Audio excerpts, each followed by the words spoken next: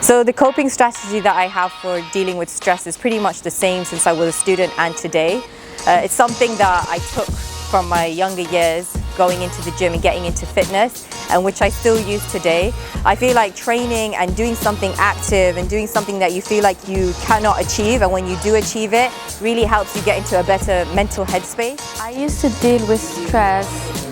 when, for example, when I used to go on an interview for a uni job or for an exam, for example, which I know that I will be stressing because of exam, which is totally normal. But